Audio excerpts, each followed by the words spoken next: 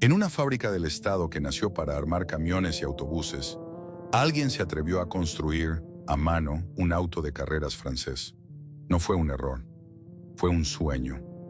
Llevaba en la sangre el linaje de las berlinetas que rugían en los rallies de Europa. Fibra de vidrio, ligereza feroz, una silueta que parecía dibujada por el viento.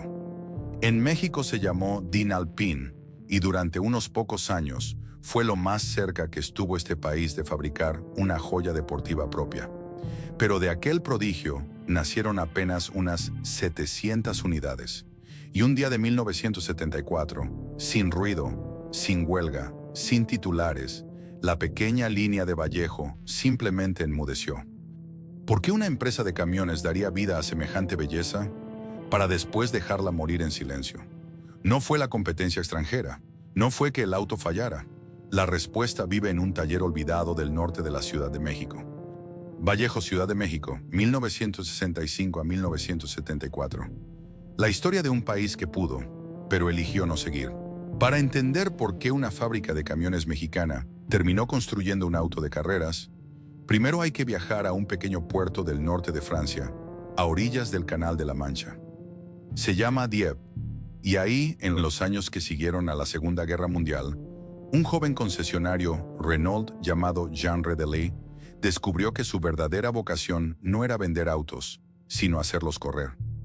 Redelet tomaba los humildes Renault 4CV, esos autitos populares de posguerra, pensados para reconstruir un país en ruinas, y los transformaba, aligeraba sus carrocerías, afinaba sus motores y salía a competir en las rutas de montaña de Europa, donde contra todo pronóstico, aquel enano de motor diminuto empezó a ganar.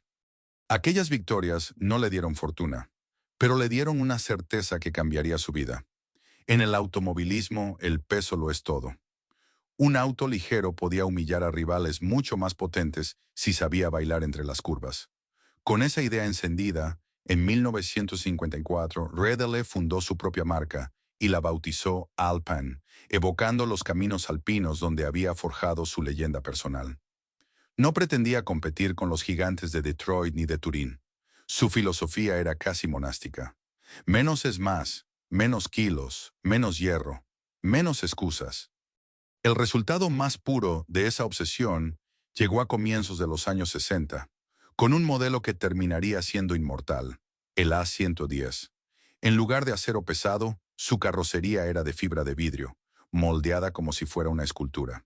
Debajo corría una espina dorsal de acero, un chasis central delgado como el esqueleto de un pez, sobre el que se montaba un motor Renault en la parte trasera. El conjunto pesaba apenas una fracción de lo que pesaba un auto común. Era en esencia un misil de bolsillo vestido de berlineta, y bastaba escucharlo arrancar para saber que ahí adentro latía algo distinto. Pero Redelet cargaba con un problema muy terrenal. Fabricar cada A110 a mano en Dieppe era lento y costoso, y venderlo en el extranjero significaba estrellarse contra un muro invisible, los aranceles. En aquellos años, muchos países en desarrollo cobraban impuestos altísimos a los autos importados para proteger sus industrias nacientes. Un Alpine que cruzaba el océano llegaba con un precio imposible, reservado para un puñado de millonarios. La solución de Redelet fue tan astuta como generosa. Si no podía llevar sus autos al mundo, llevaría las licencias para que el mundo los construyera por su cuenta. Así nacieron los Alpine de ultramar, en Brasil, en Bulgaria, en España, donde la fábrica FASA de Valladolid los armó durante años. La berlineta francesa aprendió a hablar otros idiomas y a llevar otros apellidos. Y entonces, en ese mapa de licencias regadas por el planeta, apareció un nombre inesperado: México. El país vivía por aquellos años una apuesta económica ambiciosa. El gobierno había decidido que México no debía conformarse con comprar lo que otros fabricaban, sino producirlo en su propio suelo. Para lograrlo, cerró la puerta a los autos importados ya armados y obligó a las marcas extranjeras a manufacturar dentro del territorio si querían vender aquí. Una de las piezas centrales de esa estrategia era una empresa del Estado, Diesel Nacional, conocida como DINA, nacida para dotar al país de camiones y autobuses propios, y que para entonces ya venía ensamblando bajo licencia los populares Renault, que rodaban por todas las carreteras mexicanas. Hasta ahí, todo tenía una lógica de hierro. Camiones, autobuses, sedanes familiares, vehículos de trabajo, prácticos, necesarios para un país en marcha. Nada de eso explica lo que ocurrió en 1965. Ese año, aquella fábrica de vehículos utilitarios consiguió una segunda licencia. Una que no obedecía a ninguna necesidad práctica, a ningún plan de gobierno, a ninguna cuenta que cerrara con facilidad. Dina obtuvo el derecho de fabricar en México el Alpine A110, el deportivo, la joya, el capricho más hermoso de toda su historia. De la unión de esos dos mundos tan opuestos, el rombo industrial mexicano y la estirpe artesanal francesa, surgió hasta un nombre nuevo. Tomaron las primeras letras de Dina y las fundieron con Alpini. Y para que la palabra sonara fiel al oído francés, dejaron caer la E final. El fruto de aquel matrimonio improbable se llamaría, para siempre, Dinalpin. Faltaba, sin embargo, lo más difícil de todo. Porque una cosa es firmar un contrato en una oficina, y otra muy distinta es construir, con manos mexicanas, un sueño francés. Y ese milagro tendría una dirección muy concreta. Un taller en Vallejo. Mientras los Renault populares salían a raudales de la enorme planta de Ciudad Sahagún, en Hidalgo, la joya nació en otro lugar y a otra escala. Un taller pequeño, casi discreto, en la zona industrial de la colonia Vallejo, al norte de la Ciudad de México. No había ahí líneas de montaje interminables ni el estruendo de la producción en masa. Había más bien el silencio concentrado de un oficio. Porque un Dinalpin no se fabricaba en serie. Se construía pieza por pieza con una paciencia que se parecía más a la de un ebanista que a la de un obrero de cadena.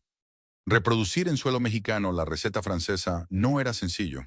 La carrocería de fibra de vidrio no se estampaba con una prensa gigante, como el acero de un auto común. Se moldeaba y se pulía a mano, capa sobre capa, hasta lograr esa piel tersa y ligera que definía a la berlineta. Sobre la delgada columna de acero que hacía las veces de esqueleto, cada panel debía asentar con precisión milimétrica. Un obrero de aquel taller, una figura compuesta que aquí representa a los pocos artesanos que dieron vida al modelo, podía pasar horas alisando una sola superficie, sabiendo que cualquier imperfección quedaría a la vista bajo la luz. Debajo de esa piel latía mecánica Renault, pero afinada con mimo.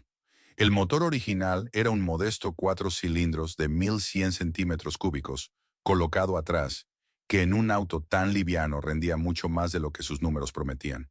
Para exprimirlo, los técnicos recurrieron a un carburador Solex de doble cuerpo, más tarde a un Weber, a un árbol de levas modificado y a distintas relaciones en la caja de dirección. La suspensión, más rígida, provenía del Renault 8 Gordini, aquel pariente deportivo que ya corría con fama en México. Cada ajuste perseguía lo mismo, que el pequeño auto respondiera al pie y a la muñeca como una prolongación del cuerpo. Los detalles hablaban de esa misma obsesión. Las defensas llevaban partes de hule y direccionales integradas. Las calaveras traseras se heredaban del Renault 8 de la época. Unas viseras sobre el motor canalizaban el aire para refrescarlo en plena marcha. Por fuera, salvo por los emblemas, el Dinalpin era idéntico a su hermano francés. Por dentro, la cabina era estrecha, envolvente, hecha para dos cuerpos y un solo propósito. Quien se sentaba al volante no encontraba comodidad, encontraba intención. Para aquellos trabajadores, armar un Dinalpin no era una tarea más. En un país que apenas empezaba a creer que podía fabricar sus propios vehículos, y no solo ensamblarlos, poner las manos sobre un deportivo de linaje europeo tenía algo de acto de fe. Cada berlineta terminada era la prueba de que el talento mexicano podía estar a la altura de la exigencia francesa. Y sin embargo, esa misma perfección artesanal escondía una trampa que tardaría años en revelarse. Lo que se hace despacio y a mano casi nunca sale barato.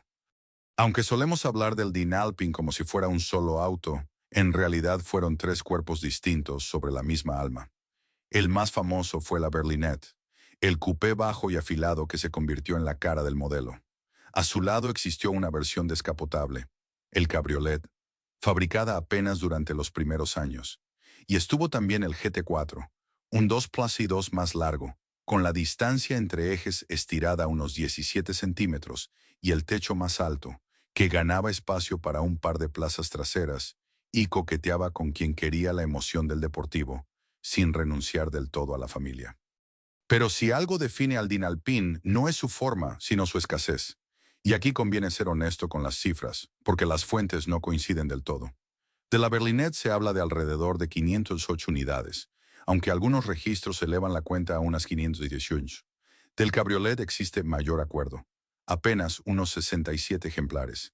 Y del GT4 las estimaciones oscilan entre unas 118 y cerca de 138 unidades. Sumando todo, la producción total del Dinalpin, en aproximadamente una década, rondó las 700 unidades. 700. En 10 años. Para dimensionarlo, hoy hay modelos que fabrican esa cantidad en una sola mañana. Esa rareza no fue un accidente pasajero, estaba inscrita en su propia naturaleza. Un auto hecho a mano, en un taller chico, jamás iba a salir por miles. Y en algunos casos México resultó incluso más exclusivo que la propia Francia. Del GT4 de 4 plazas se fabricaron en territorio francés apenas unas 260 unidades. De modo que los ejemplares mexicanos no eran una copia menor, sino una rama rarísima del árbol alpín.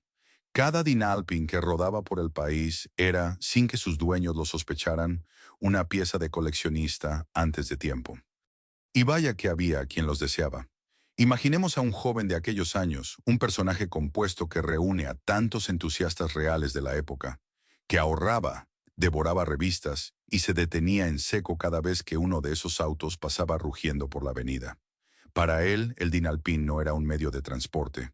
Era una promesa de velocidad, de estatus, de pertenecer a un club pequeñísimo de elegidos. Verlo de cerca ya era un acontecimiento. Poseerlo, un sueño reservado a unos cuantos. Porque el Dinalpin no vendía practicidad, vendía otra cosa, algo mucho más difícil de moldear que la fibra de vidrio. Vendía leyenda. Y esa leyenda no había nacido en Vallejo, ni siquiera en México.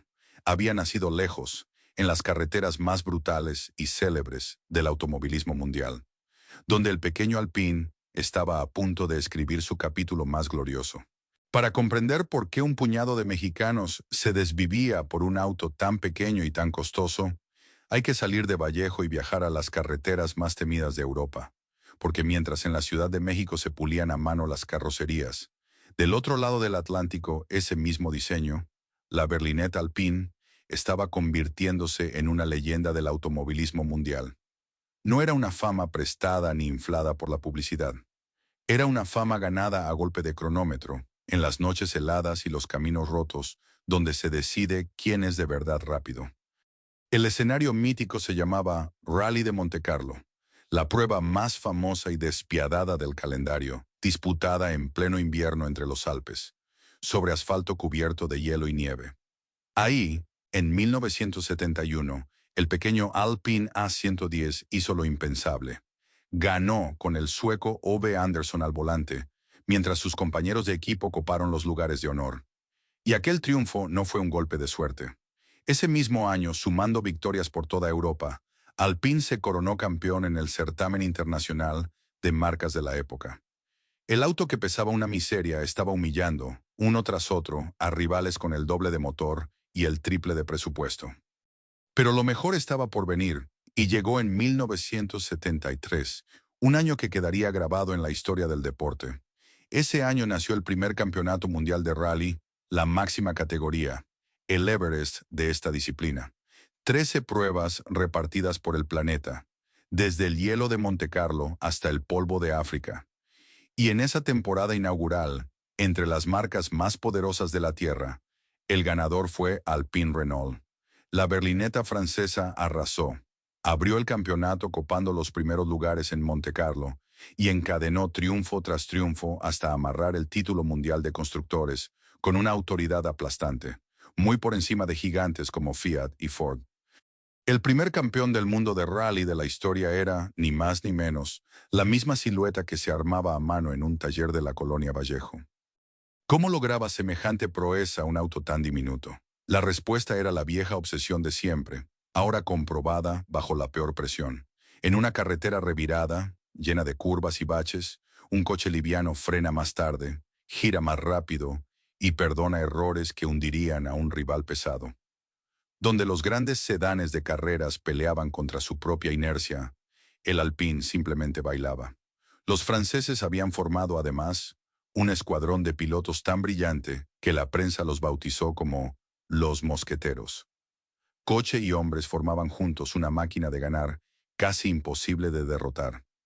Conviene, eso sí, ser justos y precisos.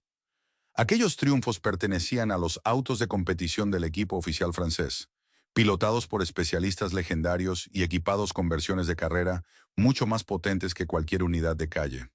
El Dinalpin mexicano nunca disputó Montecarlo ni levantó una Copa Mundial, pero llevaba en las venas exactamente la misma sangre, el mismo chasis espinado, la misma piel de fibra, la misma fe de que la ligereza vence a la fuerza bruta.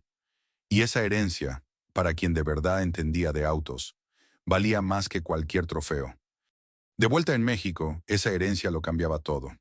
Un Dinalpine no era un auto más en la avenida. Era un pedazo de aquellas carreteras europeas rodando bajo el sol del Valle de México. Cuando uno de ellos pasaba, la gente giraba la cabeza. El sonido bastaba. Ese zumbido agudo y metálico del motor trasero, tan distinto al ronroneo de los sedanes familiares, anunciaba desde lejos que algo especial se acercaba. Los niños lo señalaban con el dedo. Los conocedores sonreían. Por un instante, una calle cualquiera de la Ciudad de México se transformaba en una etapa de rally. Poseer uno era entrar a un círculo minúsculo. Recordemos a aquel joven entusiasta, el personaje compuesto que hemos venido siguiendo, para quien el Dinalpine era la promesa de otra vida. Para él, y para los pocos como él, tener la berlineta no significaba solo desplazarse rápido.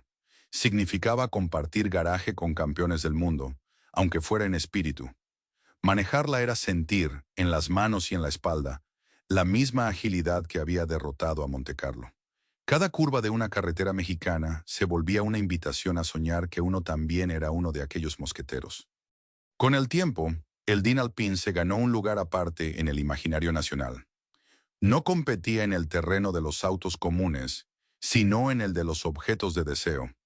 Aparecía en las conversaciones de los aficionados, en los sueños de los jóvenes, en el garaje de médicos, empresarios y pilotos amateurs que buscaban algo que ningún otro auto del mercado mexicano podía ofrecer: exclusividad con pedigrí. Tenerlo era una declaración silenciosa. Decía, sin necesidad de palabras, que su dueño entendía de autos de verdad, que valoraba la ingeniería por encima del tamaño y la emoción por encima de la comodidad. Ese orgullo, además, no era solo de los dueños. También pertenecía a quienes lo levantaban con sus manos. Aquel obrero de Vallejo, la figura compuesta que representa a los artesanos del taller, sabía que estaba dando forma a la misma leyenda que rugía en las portadas de las revistas europeas. En un país acostumbrado a importar el prestigio, aquí se estaba fabricando. No era un sedán cualquiera salido de una prensa. Era una pieza que llevaba, cosida en cada panel, un pedazo de gloria mundial. Y sin embargo, toda esa magia arrastraba un costo, en el sentido más literal y despiadado de la palabra, porque la gloria de Montecarlo no pagaba las cuentas de Vallejo. Un auto que se construía a mano en cantidades mínimas, para un público minúsculo, cargaba desde su primer día con un problema que ninguna victoria europea podía resolver. El Dinalpine era hermoso, era veloz, era campeón por herencia, pero también era, sencillamente, demasiado caro para el país que lo fabricaba. Y esa grieta, y no la falta de talento ni de pasión, sería por donde empezaría a escaparse el sueño. Toda obra de arte tiene un precio, y el del Dinalpine era, para su época, una cifra capaz de cortar el aliento. Se dice que una berlineta llegaba a costar alrededor de 40,000 pesos. Más o menos lo mismo que un Ford Mustang, el deportivo estadounidense que en aquellos años era el objeto de deseo de medio continente. Y ahí aparecía de inmediato la pregunta incómoda. Por ese dinero, el comprador podía llevarse un Mustang, un auto más grande, más potente, con un motor V8 que rugía como una tormenta. O podía llevarse un Dinalpine, un auto pequeño, de motor diminuto, hecho a mano en un taller de Vallejo. Sobre el papel, no había competencia posible. Y sin embargo, quien de verdad entendía elegía el Dinalpin, porque no estaba pagando por caballos de fuerza ni por centímetros de lámina. Estaba pagando por algo que el Mustang, con toda su furia, no podía ofrecer. Rareza, ligereza, lirinaje de campeón mundial. Pero esa lógica, tan seductora para un puñado de conocedores, escondía una trampa mortal para el negocio. El número de personas dispuestas a pagar precio de Mustang por un auto más chico y menos práctico era, por definición, minúsculo. El Dinalpin no competía por el bolsillo del mexicano promedio. Competía por el capricho de unos cuantos privilegiados. El problema, además, empezaba mucho antes de llegar al comprador. Empezaba en el taller. Un auto de acero convencional se fabrica en una línea de montaje, donde cada minuto y cada peso se exprimen hasta el límite. Entre más unidades salen, más barata resulta cada una. El Dinalpin funcionaba al revés. Cada carrocería de fibra se moldeaba y pulía a mano. Cada panel exigía horas de trabajo cuidadoso.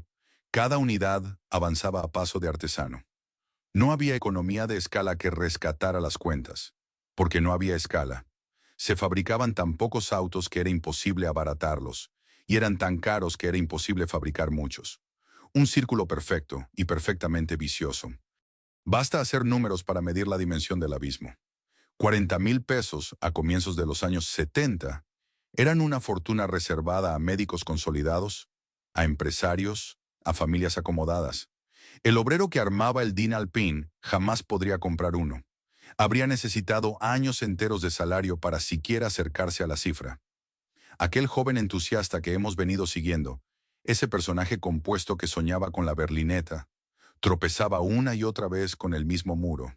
El deseo era inmenso, pero el bolsillo, casi siempre, no alcanzaba. El Dinalpin se miraba mucho y se compraba poquísimo.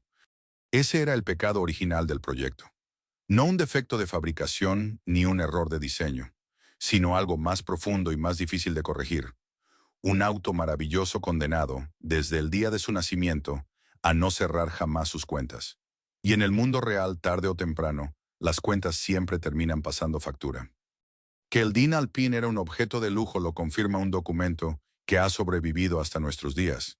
Existe la factura original de un ejemplar entregado nuevo el 14 de diciembre de 1972 en el estado de Chihuahua a través del distribuidor Renault de aquella ciudad.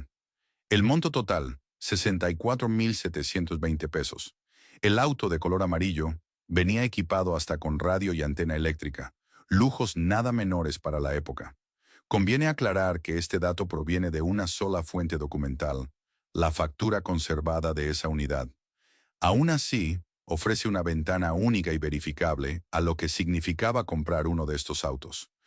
Esa cifra, todavía más alta que la referencia de los 40,000 pesos, revela dos cosas. Primero, que con el paso de los años el Dinalpin no se abarataba, sino que encarecía. Y segundo, que sus compradores no eran cualquiera. Eran personas de recursos, capaces de desembolsar por un capricho lo que muchas familias no juntaban en años. El Dinalpin no llegaba a los barrios, llegaba a los garajes de la clase alta, a veces en ciudades muy lejanas de la capital, como prueba aquella venta en el norte del país. Pero el problema económico más profundo no estaba en el precio, sino en el lugar donde nacía el auto. Y aquí aparece la gran paradoja de toda esta historia. El Dinalpin no era el producto de una marca de superdeportivos ni de un fabricante de lujo. Era el hijo raro de una empresa del Estado, una compañía creada para dotar al país de camiones, autobuses y vehículos de trabajo, para mover mercancías y multitudes, para surtir a las oficinas del gobierno y sostener la economía nacional. En ese universo de utilidad pública, un deportivo carísimo de apenas unos cientos de unidades no tenía, en realidad, ningún sentido industrial. No cumplía ningún plan, no movía multitudes, no abarataba el transporte ni fortalecía ninguna industria estratégica. Era, en el frío lenguaje de los balances, un lujo que una empresa pública se permitía por pura pasión. Y la pasión, por más noble que sea, es lo primero que se sacrifica cuando alguien, en una oficina, se sienta a revisar las cuentas con el lápiz afilado. Mientras el proyecto tuviera padrinos y entusiasmo, el capricho podía sostenerse. El día en que dejara de tenerlos, nada lo protegería. Y esa voluntad, tarde o temprano, comenzaría a flaquear. Antes de que se apagara del todo, sin embargo, Vallejo haría un último intento por justificar a su criatura más hermosa. Le daría más fuerza, más corazón, una razón para seguir existiendo. Fue el último aliento de la joya, el esfuerzo final antes de que la fría aritmética tuviera la última palabra. A comienzos de los años 70, cuando la joya ya llevaba casi una década rodando por México, sus responsables quisieron insuflarle vida nueva. La receta era la más lógica del automovilismo. Si un auto ligero ya es veloz, un auto ligero con más motor lo es todavía más. Así que decidieron cambiarle el corazón. Hacia 1971, el Dinalpine dejó atrás su mecánica original y adoptó un propulsor más generoso, de 1.300 centímetros cúbicos, tomado del Renault 8 que ya se producía en el país. El cambio no era menor. Con esa cilindrada extra, la berlineta ganaba empuje, respondía con más rabia al acelerador y por fin se sentía un poco más a la altura de su leyenda europea. Era, en cierto modo, la versión más madura del auto, la más resuelta, la que mejor conciliaba la fragilidad de un deportivo artesanal con la dureza de las carreteras mexicanas. Los pocos afortunados que llegaron a manejar un Dinalpine de esta etapa recuerdan un coche más contundente, más adulto, sin haber perdido ni un gramo de su magia original. Por un instante pareció que la joya podía tener por delante una segunda juventud.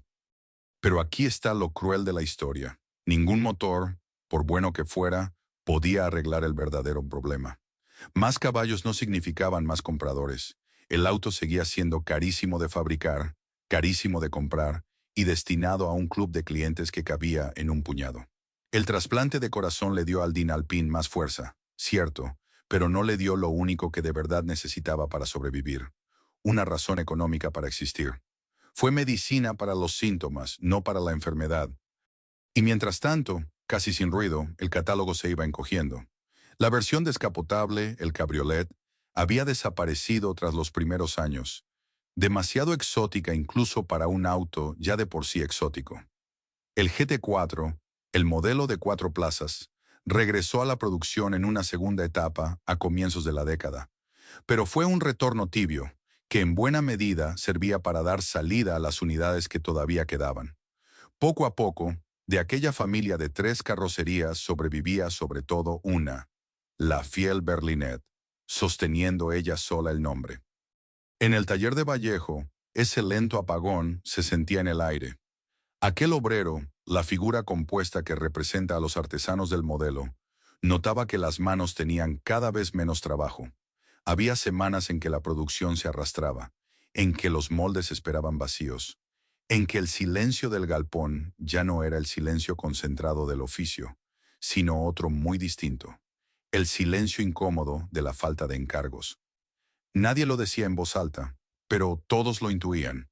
Los años dorados habían quedado atrás. También lo intuían quienes soñaban con el auto desde afuera. Aquel joven entusiasta, el personaje compuesto que ha acompañado esta historia, empezó a notar que ver un Dinalpine nuevo en un aparador se volvía cada vez más raro, y que de ello se hablaba más en pasado que en futuro.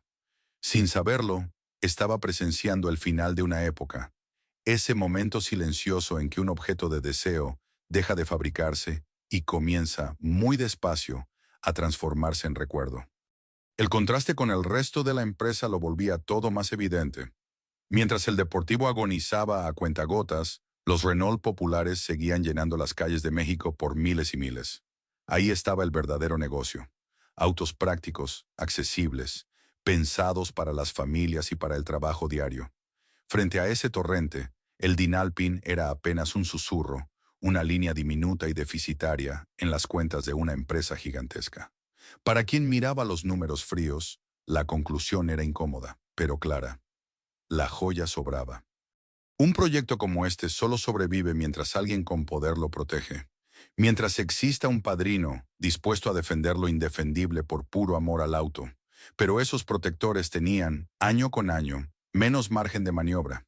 En una empresa presionada por producir vehículos útiles y rentables, gastar tiempo, dinero y espacio en un capricho artesanal se volvía una batalla cada vez más difícil de ganar.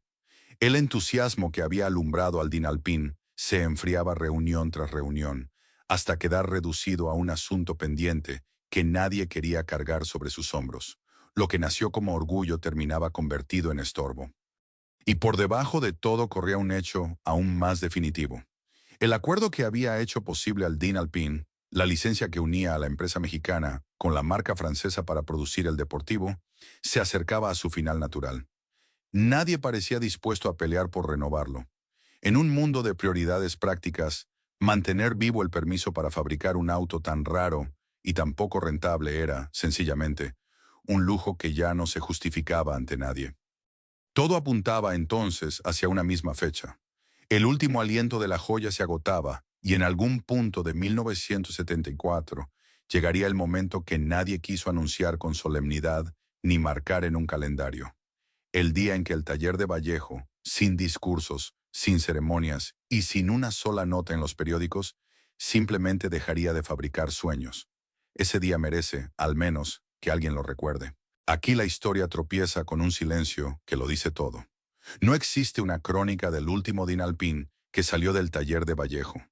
No hay una fecha exacta grabada en piedra, ni una fotografía del último auto terminado, ni un discurso de despedida, ni una sola línea en los periódicos de la época. El modelo que había nacido de un sueño se apagó tan discretamente que ni siquiera dejó registro de su propio final. Y ese vacío, esa ausencia de testigos, es quizá el dato más elocuente de todos. Así que, ante la falta de documentos, hagamos lo único honesto que se puede hacer. Imaginemos, con la honestidad de quien sabe que imagina, cómo pudo haber sido aquel día. Habría sido, casi con seguridad, un día cualquiera de algún mes de 1974. Sin solemnidad, porque las cosas que de verdad se acaban rara vez avisan con anticipación. En el taller, la mañana habría empezado como tantas otras, con el mismo ritual de encender las luces y preparar las herramientas, salvo por un detalle que flotaba en el aire desde hacía semanas. Todos sabían que esta vez no llegarían más pedidos, y que la última carrocería montada sobre los caballetes sería, en efecto, la última de todas. Imaginemos entonces a aquel obrero de siempre, la figura compuesta que representa a los artesanos del modelo, de pie frente a esa berlineta a medio terminar. Sus manos que durante años habían alisado la fibra de vidrio hasta dejarla como seda, se habrían movido quizá más despacio que de costumbre, alargando cada gesto, como quien no quiere que termine una conversación. Conocía ese auto mejor que nadie. Sabía dónde acercar el oído para detectar una imperfección. Cuánta presión aplicar para que un panel asentara perfecto. Cuántas horas separaban un trabajo bueno de uno memorable. Todo ese conocimiento, acumulado durante una década, estaba a punto de volverse inútil. El olor a resina, tan familiar, habría llenado el galpón por última vez. La luz entrando por las ventanas altas, el eco de las herramientas, el murmullo de los pocos compañeros que quedaban, todo seguía igual, y sin embargo nada lo estaba. Se trabaja distinto cuando se sabe que se hace algo por última vez. Cada movimiento carga con un peso extra, una mezcla de orgullo y de duelo que no cabe en las palabras. Conviene detenerse en esa discreción, porque encierra una lección. Cuando cierra una gran fábrica, suele haber estruendo. Sindicatos, marchas, titulares a 8 columnas, miles de familias lanzadas a la calle. La muerte del Dinalpín no tuvo nada de eso. No hubo despidos masivos, porque nunca hubo multitudes armándolo. Eran apenas un puñado de manos expertas. No hubo protestas, porque casi nadie, fuera de ese círculo pequeño, llegó a enterarse. El Deportivo murió como había vivido, en silencio, en la intimidad de un taller, lejos de los reflectores. Fue una desaparición de puntitas, casi pudorosa. Tal vez ni siquiera fue así de ceremonioso. Tal vez el final llegó de la forma más banal, una orden administrativa, un memorándum, una decisión tomada en una oficina a kilómetros de distancia por alguien que jamás había manejado uno de esos autos, ni había respirado el olor de su resina. Firmas en un papel, una licencia que no se renueva, una línea de producción que sencillamente se da por terminada. Los sueños a veces no mueren en un accidente dramático, Mueren cuando alguien, en algún escritorio, decide que ya no valen la pena. Y en algún momento de esa jornada imaginada, el último panel habría quedado listo. El último ajuste, la última revisión. Es probable que no hubiera aplausos. Es probable que nadie tomara una fotografía. Puede que alguien, simplemente, se limpiara las manos en un trapo, mirara el auto terminado unos segundos de más y luego apagara la luz. Así, sin estruendo y sin testigos, se apagaba una de las aventuras industriales más hermosas y más improbables que México haya emprendido jamás. Pero apagar la línea de producción era apenas el principio del silencio, porque un auto puede dejar de fabricarse en un solo día. El vacío que deja, en cambio, tarda mucho más en sentirse. Cuando la última berlineta salió del taller, comenzó una despedida más larga y más callada, la de las personas. Aquel obrero, la figura compuesta que ha dado rostro a los artesanos del Din Alpin, se encontró de pronto con un oficio sin destino. El talento tan específico que había desarrollado, moldear fibra de vidrio para un deportivo de linaje europeo, no tenía equivalente en el resto de la industria. Podía, con suerte, reacomodarse en otra área, armando camiones o autobuses como cualquier operario. Pero eso significaba guardar para siempre la parte más orgullosa de su historia, la que lo había hecho sentirse, aunque fuera un poco, un artista y no solo un trabajador de cadena. Nadie escribió su nombre en ningún lado. No hubo homenaje ni reconocimiento para las manos que habían dado forma a la joya. Volvieron a ser, a los ojos del mundo, obreros anónimos de una gran empresa estatal. Y quizá esa sea una de las injusticias más silenciosas de toda esta historia. Que quienes construyeron algo extraordinario terminaran indistinguibles de los demás, como si nunca hubieran tocado la leyenda con sus propias manos. Afuera en las calles, el efecto fue distinto, pero igual de melancólico. Recordemos por última vez a aquel joven entusiasta, el personaje compuesto que soñó tanto tiempo con la berlineta. Los que como él lograron tener uno se dieron cuenta, casi sin querer, de que su auto había cambiado de naturaleza. Ya no manejaban un modelo a la venta, un objeto que uno podía ir a pedir a una agencia. Manejaban, de un día para otro, una reliquia, la pieza de una serie cerrada para siempre, un superviviente de algo que ya no existía. Al principio, eso casi no se notaba. Un Dinalpin de 1974 seguía siendo, en 1975, el mismo auto veloz y hermoso de siempre. Pero el tiempo es implacable con las cosas huérfanas. Sin una fábrica detrás, cada refacción se volvía un problema. Cada pieza rota, una odisea. Reparar un auto cuyo fabricante ya no lo respalda es pelear contra el olvido con las uñas. Y muchos de aquellos autos, poco a poco, empezaron a apagarse también, guardados en cocheras, desarmados por partes, vencidos por la falta de repuestos, olvidados bajo una lona en algún rincón. Con cada Dinalpin que se apagaba también algo más grande y más difícil de nombrar. Se apagaba la prueba viviente de que en México, con manos mexicanas, se había podido construir un deportivo capaz de mirar de frente a los mejores del mundo. Mientras esos autos rodaban, esa hazaña seguía viva, visible, tangible en cada esquina.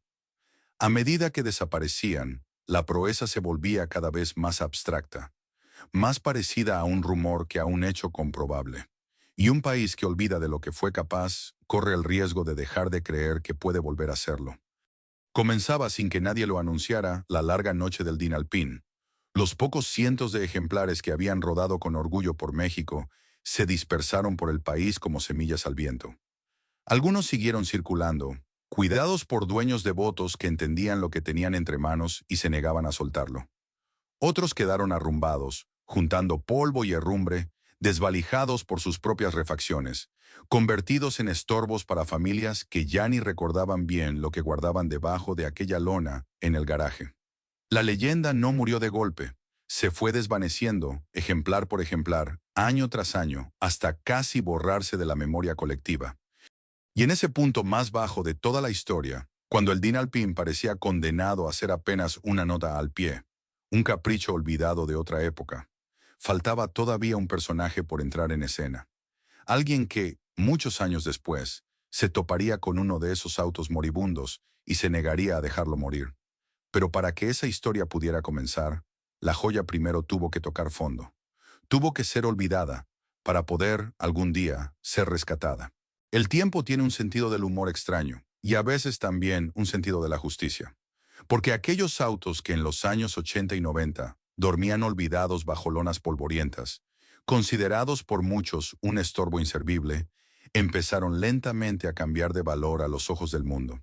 Lo que había sido un capricho impráctico, un cacharro difícil de reparar, se fue transformando década tras década en otra cosa muy distinta.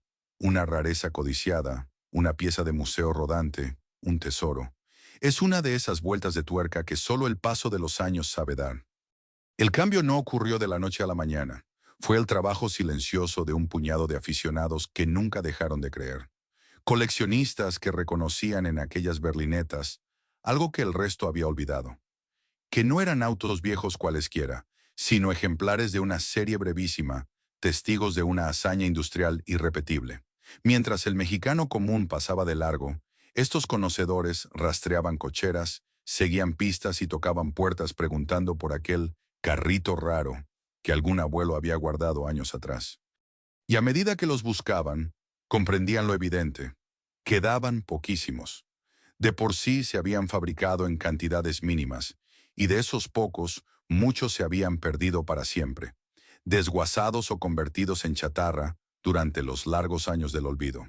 Cada Dinalpin que sobrevivía completo era, por lo tanto, doblemente valioso.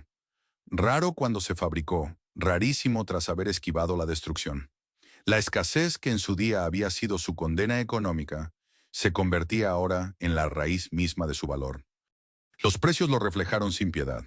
Un ejemplar bien conservado o restaurado pasó a cotizarse en cifras que su modesto precio de venta original jamás habría anticipado.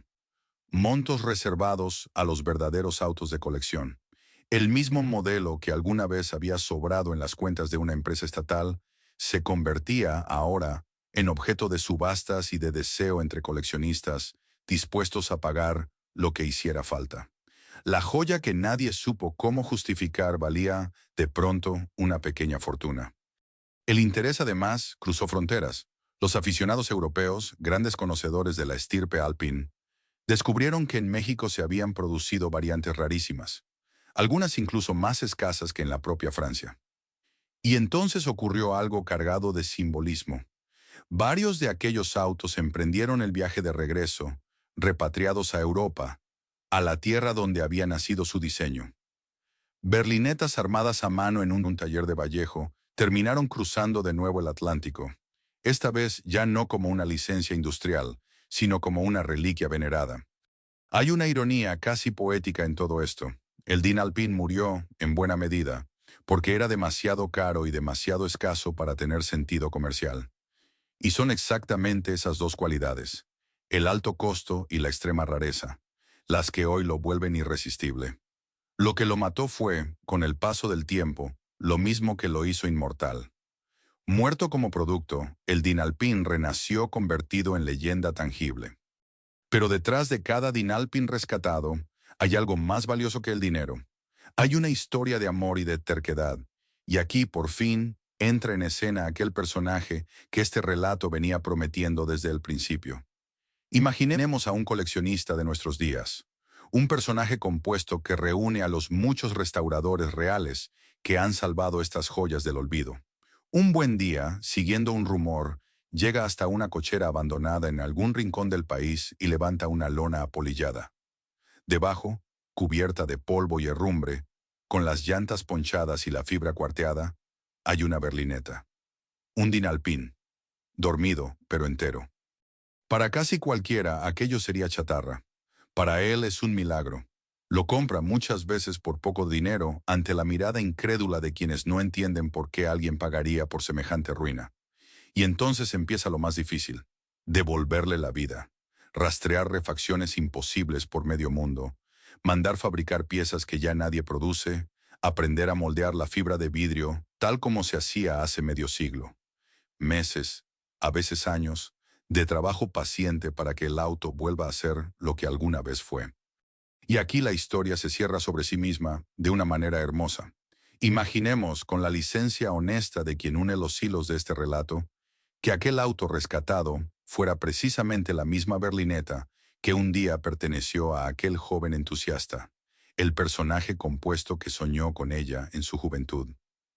El auto que fue objeto de deseo, que luego se volvió reliquia, que más tarde cayó en el olvido bajo una lona, renace ahora en manos de alguien que lo ama tanto como lo amó su primer dueño.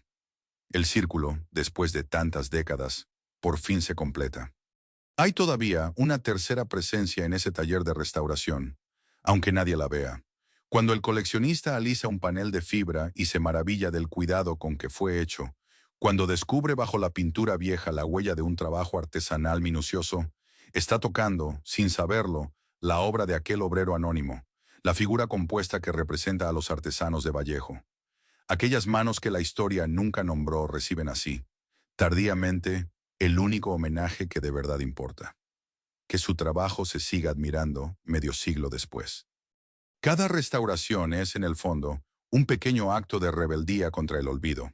Es alguien diciendo, con hechos, que esta historia sí importó, que estos autos sí merecen sobrevivir, que la hazaña de Vallejo no puede borrarse así nomás. Y lo notable es que ese esfuerzo dejó de ser cosa de individuos solitarios. Con el tiempo, quienes amaban al Dinalpin empezaron a encontrarse, a reconocerse, a convertir su pasión privada en una causa compartida. Y de ese encuentro entre desconocidos unidos por un mismo auto, nacería algo mucho más grande que cualquier restauración individual. La historia del Dinalpin pudo haber terminado ahí, en el gesto solitario de unos cuantos restauradores empeñados en salvar autos condenados. Pero ocurrió algo más.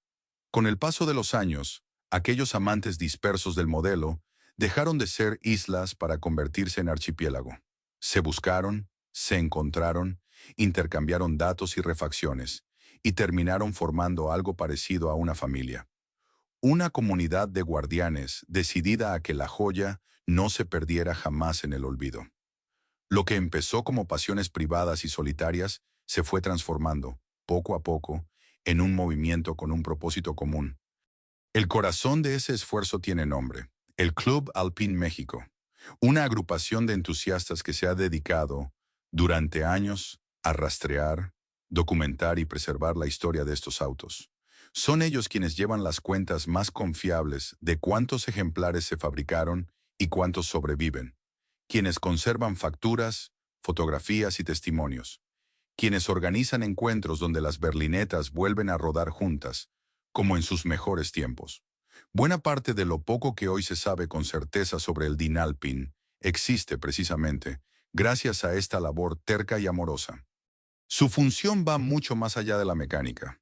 Estos guardianes son, en el fondo, los custodios de una memoria que el país entero estuvo a punto de perder.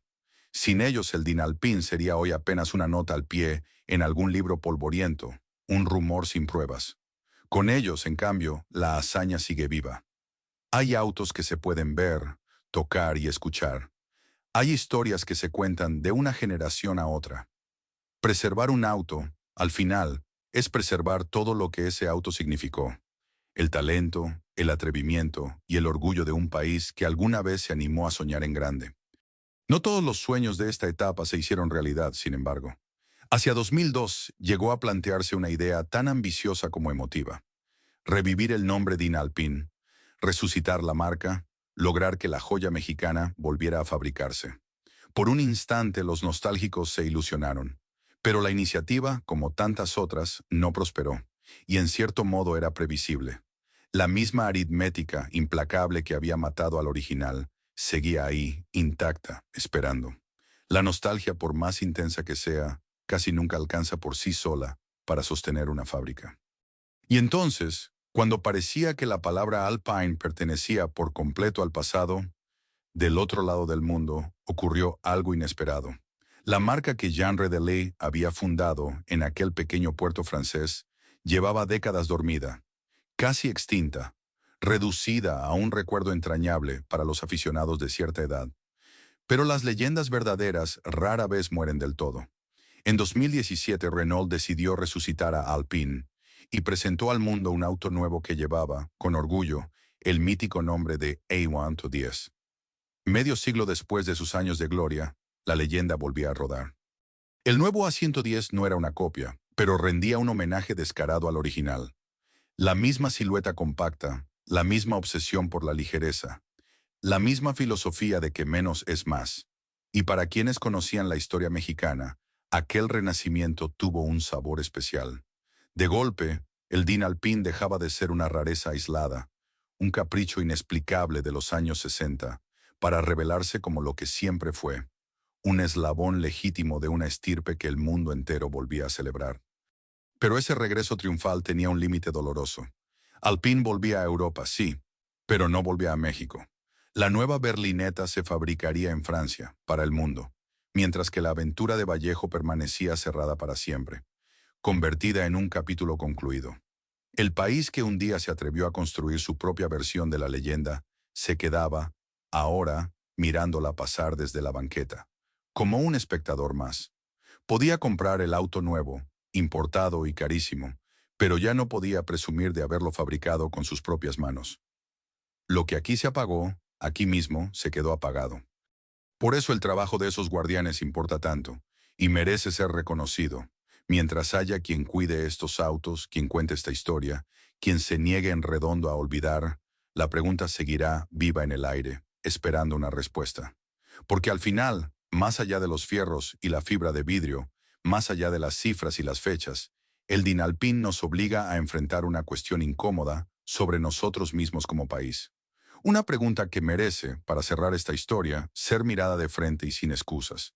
Al final de todo queda una pregunta flotando en el aire, la misma que ha perseguido esta historia desde el primer minuto. ¿Por qué? ¿Por qué un país fue capaz de construir algo tan extraordinario solo para luego dejarlo desaparecer sin pena ni gloria, sin siquiera una placa que lo recordara? La respuesta, como casi todo en la vida real, no es un villano con nombre y apellido, ni una sola decisión catastrófica que se pueda señalar con el dedo. Es algo más sutil, más humano, y precisamente por eso mucho más difícil de digerir. La primera lección es también la más luminosa, y no habría que olvidarla nunca. México pudo. En un taller modesto de Vallejo, con manos mexicanas, se construyó un deportivo de linaje europeo capaz de codearse con lo mejor de su época.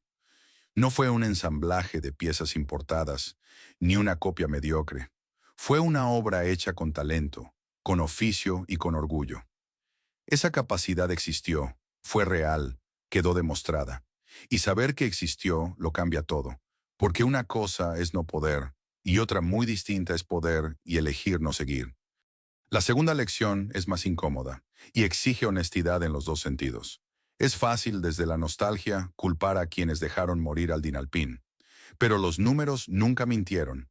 Era un auto carísimo, de apenas unos cientos de unidades, sostenido por una empresa pública cuya misión era mover a un país entero, no consentir a un puñado de privilegiados. Desde esa lógica fría, cerrar la producción no fue un crimen, fue quizá hasta una decisión razonable. El problema es que no todo lo valioso es rentable, y no todo lo que cabe en un balance merece medirse únicamente así. Y ahí aparece la tercera lección, la más reveladora de todas. Aquellos Renault prácticos y sensatos, los que sí tenían todo el sentido económico, llenaron las calles durante años y luego se fueron desvaneciendo de la memoria, como se desvanece casi todo lo puramente útil. En cambio, el auto impráctico, el capricho que supuestamente no tenía sentido, es el que se volvió leyenda, el que se colecciona, el que se restaura con lágrimas en los ojos, el que la gente sigue recordando medio siglo después con un nudo en la garganta. Resulta que el valor de las cosas no siempre coincide con su precio, y que a veces lo que parece un lujo absurdo es, en el fondo, lo único que de verdad trasciende. Por eso, lo que de verdad se perdió aquel día silencioso de 1974 no fue solamente un auto, fue una posibilidad. La posibilidad de un México que apostara, aunque fuera un poco, por lo bello y no solo por lo estrictamente indispensable, que se permitiera crear cosas extraordinarias sin exigirles primero que fueran rentables. No se trata de que debiéramos haber fabricado deportivos para siempre. Se trata de no haber dejado de creer que éramos capaces de hacerlo. Cuando un país olvida sus proezas, corre el riesgo de encoger poco a poco sus propios sueños. Y sin embargo, esta historia no termina en el lamento, porque si algo demuestra el largo renacer del Dinalpín, es que el olvido nunca es del todo definitivo, y que basta con que unos cuantos se nieguen a soltar la memoria para que una leyenda entera vuelva, despacio, a respirar. El Dinalpín fue exactamente eso, una prueba fugaz de grandeza, un relámpago de ambición en medio de la historia industrial de México. Nació de un sueño, vivió como una joya, murió en silencio y, contra todo pronóstico, renació convertido en leyenda. Y quizá esa sea su última y más hermosa enseñanza, que hay sueños que vale la pena tener, aunque no estén hechos para durar. Porque hasta los sueños que se apagan dejan, en la oscuridad, una pequeña luz que alguien, tarde o temprano, se encargará de volver a encender. Y ahora nos toca a nosotros, y te toca a ti, que llegaste hasta el final de esta historia, seguir encendiendo esa luz. México está lleno de imperios olvidados, de fábricas que un día lo fueron todo y que hoy casi nadie recuerda, de historias que merecen ser contadas antes de que se pierdan para siempre. Cuéntanos en los comentarios qué otra empresa, qué otra marca o qué otro imperio mexicano te gustaría que rescatáramos del olvido. Si esta historia te movió algo por dentro, déjanos tu like, suscríbete al canal para no perderte ninguna de estas crónicas y activa la campanita para que siempre te llegue a tiempo la siguiente. Porque cada una de estas historias, mientras haya quien la escuche, se niega a morir.